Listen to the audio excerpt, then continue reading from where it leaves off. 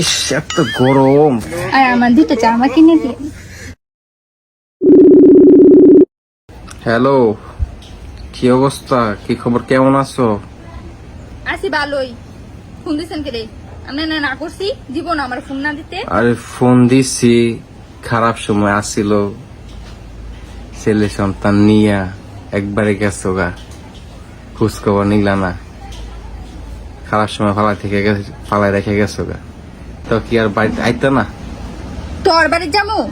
তোর মতন ফকিনের বাড়ির মধ্যে আমি যামু? তোর কোনো যোগ্যতা আছে? তোর আমি 100 দিন মানা করছি না? তোর কি যোগ্যতা আছে? আমি কি আমার জুতো হয়তো তোর বাড়ির মধ্যে যাইবো না? খাচ্ছর বেটা, ফকির নিকুন খানকার। আমি যে কি বুঝে তোর বিয়া করছিলাম একমাত্র আল্লাহ জানে। তখন তো আবেগে কষ্ট করে ফেলছিলাম। যদি আগে জানতাম এরকম খাচ্ছর বেটা তুই ফকির নিকুন খানকার, তাহলে তোর বাসার মধ্যে আমি জীবন আমি তো ফকির নিয়ে ওই অবস্থা, কাম করতে করতে টাকা পয়সা নাই, কি করতাম? আমার জীবনও ফোন দিবি না, নেক্সট টাইম আর আমার ফোন দিবি না। আমি লাস্ট বার বলতেছি, আর একটা বার আমি ফোন দিব না। ফকির নি কিছু নাই তাহলে ঠিক আছে। ইস এত গরম, ফাঙ্কাও নাই বাড়িতে, টিসু মিশু কিচ্ছু নাই বাড়িতে।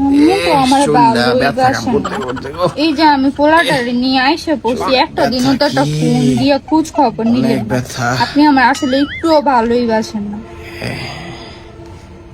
খাইছেন? দুপুরে খাইছেন? ও আপনি যদি ভালোবাসেন তাহলে তো ঠিকই আমার খোঁজ খবর নিতেন। এখন বলতেছেন যে আমি নাকি আসি না। আপনি যদি একটা ভালোভাবে ফোন দিয়ে বলতেন আমার, আমি তো আশা করতাম। তো বাড়িতে আইতাম নাকি? এই শুনেন, আমি কিন্তু রেডি হইতেছি, আপনি কিন্তু আয়সা আমার নিয়ে যাইবেন।